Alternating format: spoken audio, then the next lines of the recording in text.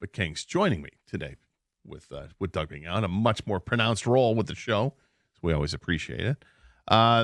Getting back to our discussion that we started the show with regarding the officiating, and in particular, it's interference calls.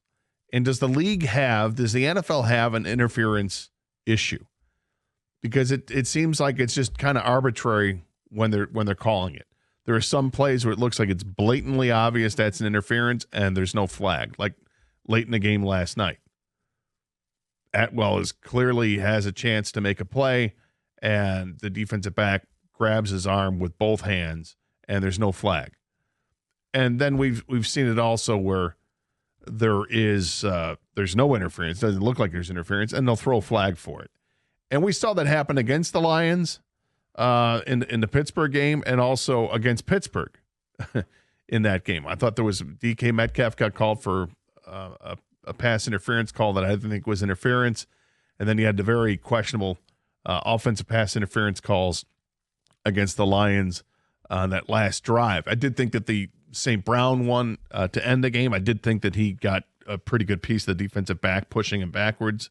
I didn't have as much of a problem with that one as I did with the Tesla getting called for it. And even then, for me, it didn't bother me as much, but I know that people were very bothered by that. National people and the pundits were saying that there's no way that should have been interference.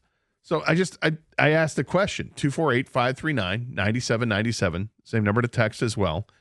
Does the league have a problem when it comes to pass interference? Do they not know what they're doing? Do they have to come up with a uniform policy to get everybody on board with this is how we call it? Because as King pointed out earlier in the show, it looks like it's different crew by crew, and it might be different, official by official. And that's the problem. Like in baseball, every umpire has their own strike zone, and it can be maddening. But the part that gets really maddening in baseball is when the umpires stray from what they've called. If what was called a strike in the first inning is called a ball in the eighth inning, that's a problem. There has to be the consistency. And I think the same thing goes with football and with pass interference. You've got to find some kind of consistency. Some feedback coming in. Being a back judge is one of the most difficult things in sports. I'm not saying they're perfect by any means, but I challenge anyone who criticizes it. Well, I'm sure it's a difficult job. I'm personally not saying I could do it better.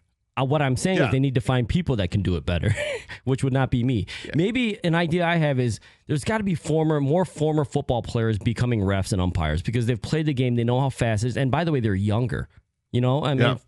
I feel like the refs and umpires in the league have gotten younger, but a lot of times you see a lot of older guys out there, and is the reaction time faster? Their eyesight is good? I don't know, but I feel like that would help. Also, going back to what I feel about how I think they just call sometimes what they think they see or what they feel like calling.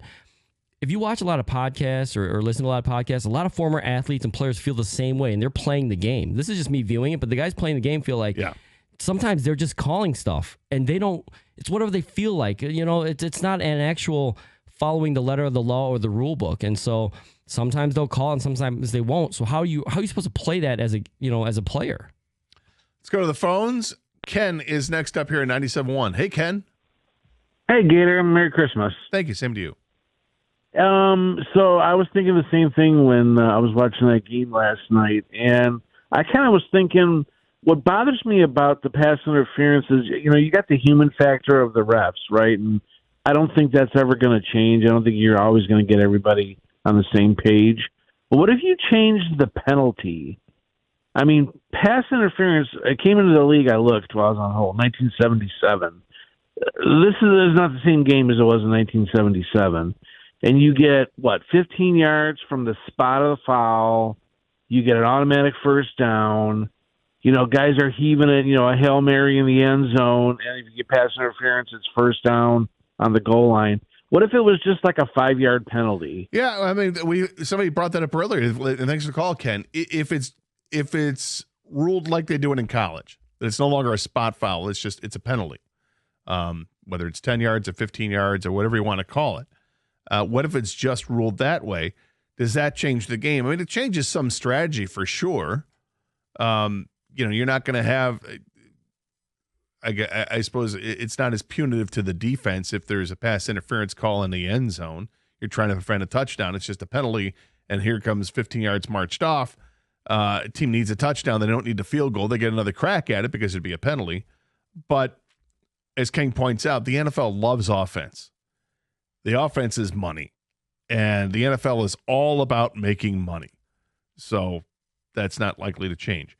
I meant to, when I read the previous text, I cut it off, which is my mistake. So here's what it said in full. Being a back judge is one of the most difficult things in sports. I'm not saying they're perfect by any means, but I challenge anyone who criticizes them to go ref a game or two at any level. Yes, the NFL refs should be the best in the world, and I promise you they are. It's just insanely difficult to be perfect at. Seeing calls during replay is easy.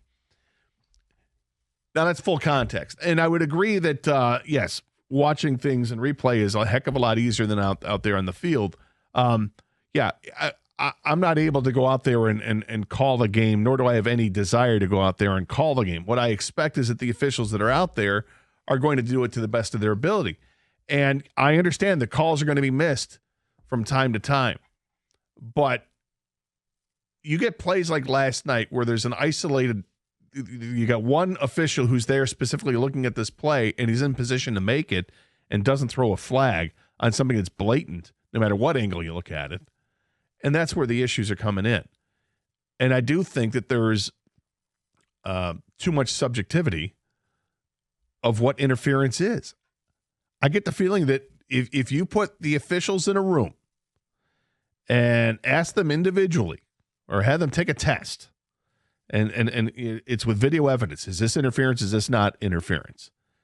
You're not going to get 30-0 and everybody's voting the same way. You're going to get a much different ruling on things because it's not uniform. It's not enough. And I think that's a big problem. The officiating problem in the NFL is less the humans and more the convoluted rules. Simplify the rules and you'll see better outcomes. That's Kevin in Wixom. Maybe, but maybe then that's just getting down a slippery slope. That now that you get that, handled, now can you fine tune it? And that's where I guess you start to blur the lines a little bit. Nonetheless, I do think it's an issue in the NFL. I think pass interference in particular is an issue. I think they knew it was an issue years ago, and that's why they decided to make it reviewable. And then they realized it was just too much to take on, and they took it away from being reviewable. Maybe it's something that has to be revisited, and they review it again. Or is this something where replay assist helps out a little bit more and when the referees can throw the flag or not? 248-539-9797. This is 97.1.